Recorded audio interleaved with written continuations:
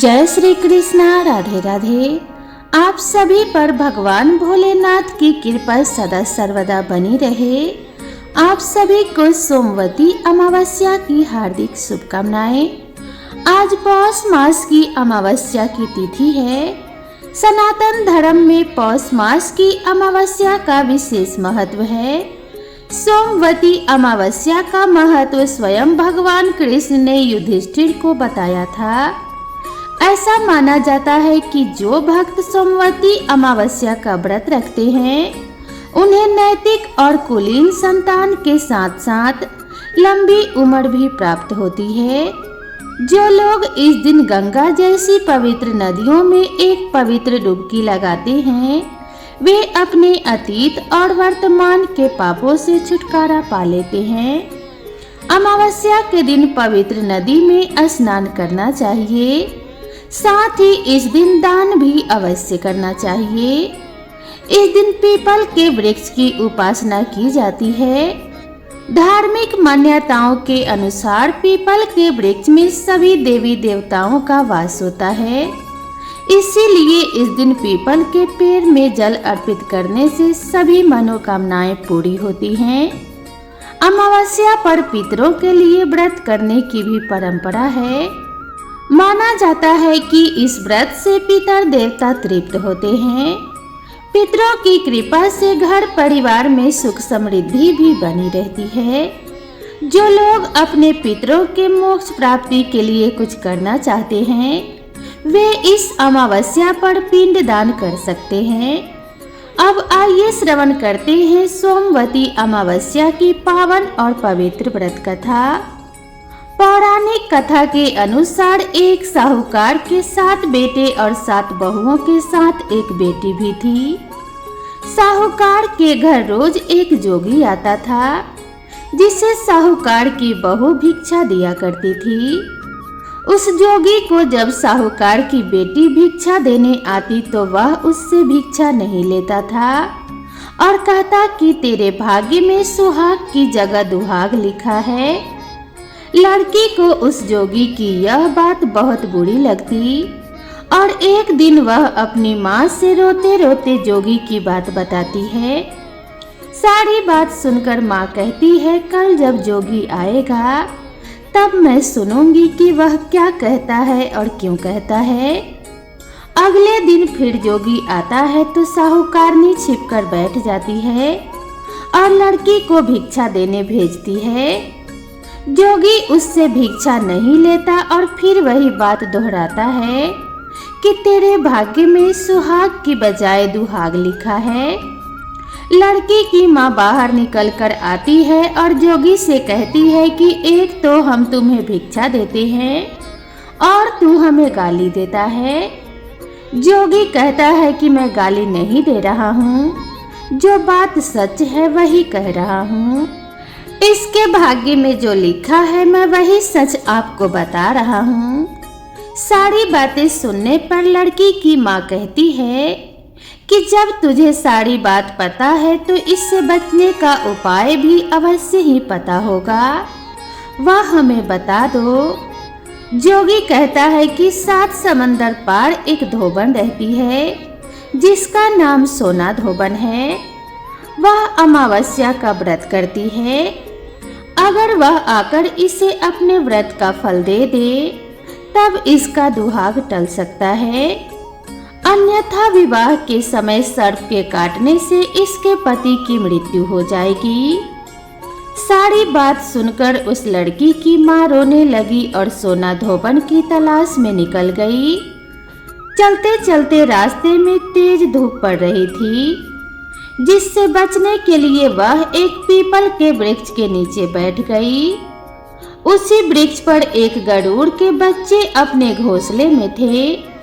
एक सांप आया और गरुड़ के बच्चों को खाने के लिए लपका, लेकिन साहूकारनी ने उस सांप को मारकर बच्चों की रक्षा की। कुछ देर बाद गरुड़नी आई और सब जगह खून देखकर साहूकारनी को चोंच मारने लगी। साहूकारनी बोली कि एक तो मैंने तेरे बच्चे को सांप से बचाया है और तू मुझे ही मार रही है। सारी बातें जानने पर गरुड़नी बोली कि तूने मेरे बच्चों की रक्षा की है, इसीलिए मैं तुमसे बहुत अधिक खुश हूँ। तुम जो मांगना चाहती हो मांग लो। साहूकारनी गरुड़नी से कहती है कि मुझे 7 समंदर पार सोना धोबिन के यहाँ छोड़ दो, और गरुड़नी ने वैसा ही किया। साहूकारनी वहां पहुंच तो गई, लेकिन सोचने लगी कि इसे कैसे मनाऊं। सोना धोबिन की भी 7 बहुएं थी, लेकिन घर के काम को करने के लिए सदा आपस में ही लड़ती और झगड़ती रहती थी। रात को जब सब सो जाते तो साहूकारनी सोना धोबन के घर जाती और चुपके से सारा काम करके उजाला होने से पहले ही उसके घर से चली जाती। सारी बहुएं आपस में यही सोचती कि कौन सी बहू है जो सारा घर का काम कर देती है, लेकिन एक दूसरे से पूछने की हिम्मत किसी की भी नहीं होती।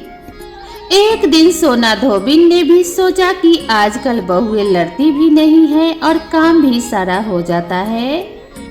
सोना धोबिन ने सारी बहुओं को बुलाया और पूछा कि आजकल तुम लड़ती भी नहीं हो और घर का सारा काम भी समय से हो जाता है। सोना धोबिन ने अपनी बहुओं से पूछा कि घर का सारा काम कौन करता है। बहुएं सास से झूठ कहती हैं कि लड़ाई करने से क्या फायदा, इसीलिए हम मिलकर सारा काम कर लेते हैं। सोना धोबन को अपनी बहुओं की बात पर विश्वास नहीं होता और वह रात में जागकर स्वयं सच देखना चाहती है कि कौन सी बहू घर का सारा काम करती है। रात होने पर सोना धोबिन छिपकर बैठ जाती है कि देखो तो कौन सी बहू घर का काम करती है। रात हुई तो वह देखती है कि एक औरत चुपके से घर में घुस रही है। वह देखती है कि उसने घर का सारा काम कर दिया है और जाने की तैयारी में है। जैसे ही साहूकारनी जाने लगती है तो सोना धोबिन उसे रोकती है और पूछती है कि तुम कौन हो और क्या चाहती हो। साहूकारनी कहती है कि पहले तुम वचन दो तब बताऊंगी। सोना धोबिन वचन देती है। तब साहूकारनी कहती है कि मेरी एक बेटी है जिसके भाग्य में सुहाग की जगह दुहाग लिखा है, लेकिन तुम अमावस्या का व्रत करती हो तो मेरे साथ चलकर उसे सुहाग दे दो। सोना धोबिन वचन से बंधी थी तो वह साहूकारनी के साथ चलने को तैयार हो जाती है। जाते हुए सोना धोबिन अपने बेटों व बहुओं से कहती है कि मैं इस औरत के साथ इसके बेटी को सुहाग देने जा रही हूँ, लेकिन अगर मेरे पीछे से तुम्हारे पिताजी मर जाएं तो उन्हें घी और तेल के कूप में डालकर रख देना। सोना धोबिन साहूकारनी के घर पहुंच जाती है। साहूकारनी अपने बेटी का विवाह करती है तो फेरों के समय सोना धोबिन कच्चा करवा दूध तथा तार लेकर बैठ जाती है। कुछ समय बाद सांप आया और दूल्हे को डसने लगा तो सोना धोबिन ने करवा आगे कर तार से सांप को बांध दिया और सांप मर गया। अब सोना धोबिन ने लड़की को सुहाग दिया और कहा कि अब तक मैंने जितनी अमावस्या की है वह साहूकार की इस लड़की को मिलेगी। अब आगे जो अमावस्या का व्रत मैं करूंगी उनका फल मेरे पति और मेरे बेटों को मिलेगा। सभी लोग अमावस्या माता की जय जयकार करने लगे। सोना धोबिन अपने घर वापस जाने को तैयार हुई तो साहूकारनी ने कहा कि तुमने मेरे जमाई को जीवन दान दिया है, इसीलिए तुम जो चाहो मांग लो। सोना धोबिन बोली कि मुझे कुछ नहीं चाहिए और वह चली गई। रास्ते में चलते हुए वह फिर से अमावस्या आ गई। उसने पीपल के पेड़ के नीचे बैठकर कहानी कही, व्रत रखा और पीपल के पेड़ की 108 बार परिक्रमा की। पीपल के पेड़ की पूजा के बाद वह घर जाती है तो देखती है कि उसका पति मरा पड़ा है। अब रास्ते में जो अमावस्या उसने की थी उसका फल उसने अपने पति को दे दिया, जिसके प्रभाव से उसका पति पुनः जीवित हो गया। सब कहने लगे कि तूने ऐसा क्या किया जो तेरा पति जीवित हो गया। वह कहती है कि मैंने तो ऐसा कुछ नहीं किया है, बस रास्ते में अमावस्या तिथि आ गई थी जिसका मैंने व्रत किया, कहानी कही और पीपल के पेड़ की 108 बार परिक्रमा की। अब सारी नगरी में ढिंढोरा पिटवा दिया गया कि हर कोई पीपल की पूजा करेगा, कहानी कहेगा और पीपल के वृक्ष की 108 बार परिक्रमा करेगा। हे अमावस्या माता, जैसा आपने साहूकार की बेटी को सुहाग दिया वैसे ही सबको देना। जैसे आपने सोना धोबन को अमर सुहाग का वरदान दिया वैसा ही सबको देना। सभी के सुहाग की रक्षा करना और बच्चों को दीर्घायु प्रदान करना। तो प्रेम से बोलिए अमावस्या माता की जय। अब आइए श्रवण करते हैं अमावस्या व्रत की दूसरी कथा। पौराणिक कथा के अनुसार एक गांव में सास और बहू अकेले रहते थे और उनका बेटा विदेश में कमाने के लिए गया हुआ था। सास और बहू बहुत प्रेम से रहते थे। दोनों एक दूसरे की देखभाल भी करते थे। एक दिन बहू ने खाना नहीं खाया। तब सास बहू से पूछने लगी कि बेटा, आज तुमने खाना क्यों नहीं खाया? तब बहू कहने लगी, सासू माँ, आज मेरा अमावस माता का व्रत है, इसीलिए मैंने खाना नहीं खाया। तब सास ने कहा, बहू, यह व्रत क्या होता है और इस व्रत को करने से क्या फल मिलता है, मुझे भी समझाओ। तब बहू कहने लगी, सासू माँ, अमावस माता का व्रत करने से बहुत पुण्य मिलता है। घर में अन्न धन भरा रहता है तथा सुख शांति बनी रहती है और साथ ही अटल सुहाग मिलता है तथा पुत्र की प्राप्ति होती है। इसी तरह से 3 पनौती अमावस माता का व्रत भी रखा जाता है। इस व्रत में हर वर्ष अलग अलग खाना खाया जाता है और विष्णु भगवान के मंदिर में चढ़ावा चढ़ाया जाता है या फिर किसी ब्राह्मण को दान दक्षिणा दी जाती है। इस व्रत में पहले साल शक्कर, घी और चावल से बना खाना खाया जाता है। पहले साल व्रत पूर्ण होने के बाद 1.25 किलो चावल, 1 कटोरी घी और 1 कटोरी शक्कर का दान किसी भी ब्राह्मण देवता को दान में दिया जाता है। दूसरे साल जौ, घी और शक्कर से बना खाना खाया जाता है। इसी तरह जब दूसरे साल का व्रत पूर्ण हो जाए तब 1.25 किलो जौ, 1 कटोरी घी और 1 कटोरी शक्कर किसी मंदिर में चढ़ाया जाता है या फिर किसी ब्राह्मण को दान में देना होता है। तीसरे साल गुड़, तिल और घी से बने व्यंजन खाने चाहिए। जब तीसरे साल व्रत पूर्ण हो जाए तब आधा किलो तिल, गुड़ और 1 कटोरी घी किसी मंदिर में चढ़ाया जाता है या ब्राह्मण को दान में दिया जाता है। सासू माँ, इसे ही 3 पनौती अमावस्या का व्रत कहा जाता है। फिर बहू बताने लगी कि माँ जी, इस व्रत का संकल्प लेने के बाद इसे पूरा करना जरूरी होता है। अगर पूरा नहीं कर सकते तब घर परिवार में झगड़ा और अशांति हो जाती है। तब सासू माँ कहने लगी, बहू, मेरी तो उम्र हो गई है, लेकिन तुम यह व्रत जरूर करना। तब बहू यह व्रत करना प्रारंभ करती है। एक दिन बहू ने किसी के कहने पर गेहूं से बनी रोटी खा ली और अमावस माता इस बात से नाराज हो गई। जो सास और बहू कभी बहुत प्रेम से रहती थी, अब उन दोनों में बहुत झगड़े होने लगे। सभी गांव वाले भी हैरान हो गए कि इनके घर में यह सब क्या हो रहा है। सास अपनी बहू को कहने लगी, जब से तुम हमारे घर में बहू बनकर आई हो तब से हमारे घर की लक्ष्मी चली गई है। तुम हमारे लिए बिल्कुल भी शुभ नहीं हो। तब बहू ने कहा, माँ जी, आपके घर की लक्ष्मी चली गई है तो मुझे बताओ कि कहाँ मिलेगी, मैं लक्ष्मी को लेकर आऊंगी। तब सासू माँ कहने लगी, बहू, लक्ष्मी तुम्हें समुद्र के बीच में भगवान विष्णु के पैर दबाते हुए मिलेगी। तब बहू यह कहकर चली जाती है कि माँ जी, अब तो मैं लक्ष्मी जी को लेकर ही घर वापस आऊंगी, नहीं तो मैं इस घर में पैर भी नहीं रखूंगी। ऐसा कहकर बहू लक्ष्मी की खोज में चली गई। जब बहू लक्ष्मी के खोज के लिए निकली तब उसे बीच रास्ते में गाय मिली। गाय बहू से पूछने लगी, आप कहाँ जा रही हैं?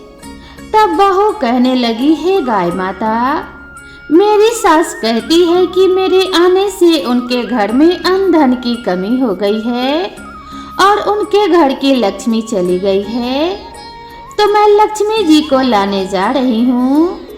तब गाय माता कहने लगी कि हे बेटी, अगर तुम जा रही हो तो भगवान से मेरे बारे में भी पूछ लेना। तब बहू कहने लगी कि ठीक है गाय माता, मैं आपके बारे में भी पूछ लूंगी। तब गाय माता कहने लगी, जब मेरा बछड़ा होता है तो वो मर जाता है, जिंदा नहीं रहता। तुम लक्ष्मी जी से पूछ लेना कि आखिरकार मेरे साथ ऐसा क्यों हो रहा है, मैंने ऐसे कौन से कर्म किए हैं जिसकी सजा मुझे मिल रही है। तब बहू कहने लगी कि हे गाय माता, मैं आपके बारे में जरूर ही पूछ लूंगी। ऐसा कहकर बहू आगे बढ़ गई। जब बहू आगे बढ़ी तब रास्ते में उसे एक घोड़ी मिली जिसके गले में घंटी बंधी हुई थी। घोड़ी ने भी कहा, बेटी, तुम मेरे दुख का निवारण लक्ष्मी जी से जरूर पूछ लेना। तब बहू कहने लगी कि मैं जरूर पूछ लूंगी। ऐसा कहकर बहू आगे बढ़ गई। आगे जाते ही बहू को एक अंधा और बहरा बुजुर्ग मिला। उसने भी बहू से अपनी समस्या के निवारण के लिए पूछने को कह दिया। तब बहू उसकी समस्या भी भगवान से पूछने का कहकर आगे बढ़ गई। आगे जाते ही बहू को एक बूढ़ी औरत मिली जो कि हाथ और पैर से अपाहिज थी। उसने भी बहू से कहा कि बेटी, जब तुम भगवान से मिलो तो उनसे पूछना कि आखिरकार मैं अपाहिज क्यों हुई, मैंने ऐसे कौन से कर्म किए थे जिसके कारण मैं अपाहिज हो गई। तब बहू उसकी समस्या पूछने के लिए तैयार हो गई और फिर आगे बढ़ गई। आगे जाते जाते बहू बहुत थक गई और एक आम के पेड़ के नीचे विश्राम करने के लिए बैठ गई। बहू को देखकर आम का पेड़ बड़ा खुश होकर बहू से पूछने लगा, बेटी, तुम कहाँ से आई हो और कहाँ को जा रही हो? तब बहू कहने लगी, मैं लक्ष्मी जी को लेने जा रही हूँ।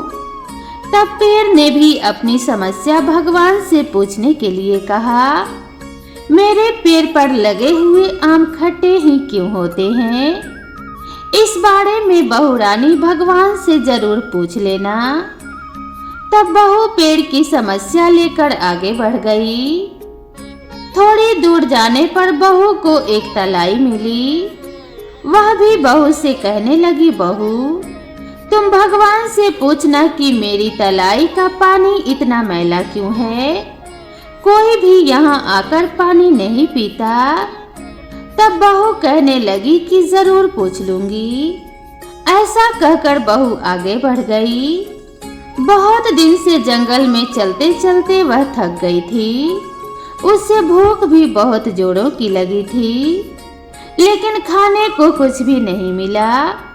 तो वह भूख और प्यास से बेचैन हो गई और जंगल में बेहोश हो गई। उसी समय भगवान श्री हरि और माता लक्ष्मी घूमते हुए उधर से जा रहे थे। तब माता लक्ष्मी विष्णु भगवान से कहने लगी कि हे नाथ, यह तो आपकी बहुत बड़ी भक्त है, आप इसके दुख का निवारण कीजिए। तब भगवान श्री हरि कहते हैं, इस संसार में तो बहुत से जीव दुखी हैं, सभी अपने अपने कर्मों का फल भोग रहे हैं। मैं किस किस के दुख का निवारण करूं? तब माता लक्ष्मी भगवान श्री हरि से विनती करने लगी और कहने लगी कि वह बहुत भूखी प्यासी है। अगर इसे ऐसे जंगल में छोड़ दिया जाए तो जंगल के जानवर इसे अवश्य ही खा जाएंगे और मार डालेंगे। माता लक्ष्मी की बात सुनकर भगवान श्री हरि एक साधु का वेश धारण करके बहू के पास गए और उसे होश में लेकर आए। बहू के होश में आते ही साधु वेश में भगवान उससे पूछने लगे, तुम यहाँ क्यों आई हो और कहाँ जा रही हो? तब बहू ने सारी बात बता दी। उसकी बात सुनकर भगवान श्री हरि और माता लक्ष्मी प्रकट हो गए और उनके साथ साथ अमावस माता भी प्रकट हो गई। बहू यह सब देखकर उनके चरणों में गिरकर उन्हें प्रणाम करने लगी। तब अमावस माता बहू से कहने लगी, बेटी, तूने मेरे व्रत को खंडित किया है, इसी की सजा तुझे मिली है, लेकिन अब मैं तुझे क्षमा करती हूँ। अब तुम घर को जाओ, तुम्हारा घर अंधन से भर जाएगा, तुम्हारा घर सुंदर महल में बदल जाएगा और तुम्हारी सभी मनोकामनाएं भी पूर्ण हो जाएंगी। यह सब होने के पश्चात बहू ने रास्ते में जो भी मिला था उन सभी के दुखों का निवारण करने के लिए अमावस माता से विनती की। तब भगवान श्री हरि कहने लगे, गाय ने कभी अपना दूध किसी और को नहीं पिलाया, इस कारण उसके बछड़े जिंदा नहीं रहते। तुम उसका दूध पी लेना, फिर उसके बाद उसके बछड़े जिंदा रहने लगेंगे। और घोड़ी पिछले जन्म में आटा पीसने वाली महिला थी, वह किसी को आटा पीस कर नहीं देती थी, इसीलिए उसके गले में चक्की के पाट बंधे हुए हैं। तुम उसके पाट खोल देना, वह बिल्कुल ठीक हो जाएगी। और वह बुजुर्ग कभी भगवान के मंदिर नहीं गया और ना ही कभी उसने भगवान के भजन सुने। तुम उसे ले जाकर मंदिर में दर्शन करवा देना, इससे वह ठीक हो जाएगा। अपाहिज महिला ने कभी अपनी जवानी में दान पुण्य नहीं किया, इसीलिए उसको यह सजा मिली है। तुम उससे कुछ भी दान करवा देना तो उसकी विकलांगता भी दूर हो जाएगी। और वह आम का पेड़ तो उसने तो कभी अपने पेड़ के आम किसी बच्चे को भी खाने तक को नहीं दिए, इसी कारण उसके सभी आम खट्टे और बदबूदार होते हैं। अब तुम उस पेड़ का आम खा लेना, फिर उसके बाद से उस पर मीठे आम आने लगेंगे। और तलाई का पानी पिछले जन्म में देवरानी जेठानी थी, वह हमेशा आपस में झगड़ा करती रहती थी, इसीलिए उसका पानी मैला है। तुम उसका पानी पी लेना तो वह तलाई शुद्ध हो जाएगी, फिर लोग वहां आकर पानी पीने लगेंगे। इस प्रकार बहू ने भगवान श्री हरि, माता लक्ष्मी और अमावस माता को प्रणाम किया और उन्हें धन्यवाद किया और अपने घर लौटने को तैयार हो गई। रास्ते में उसे जो भी मिला उनकी सभी समस्या भगवान के कहे अनुसार वह दूर करती चली गई। सभी ने उसे भर भर कर आशीर्वाद दिया। घर पहुंचते ही उसका टूटा फूटा घर महल में बदल गया और भगवान की कृपा से उसके घर में अंधन के भंडार भर गए। और इस प्रकार सास और बहू सुखमय जीवन जीने लगी। तो प्रेम से बोलिए अमावस माता की जय। भगवान शिव और माता पार्वती की कृपा आप सभी भक्तों के ऊपर सदैव बनी रहे। भगवान श्री हरि और माता लक्ष्मी की कृपा से आप सभी के घर में अंधन के भंडार भर जाएं और आपको अखंड सौभाग्य की प्राप्ति हो। आपका सुहाग सदा बना रहे। इसी कामना के साथ आप सभी से विदा लेते हैं। मिलते हैं नई वीडियो में नई कथा और नई कहानी के साथ। तब तक के लिए राधे राधे।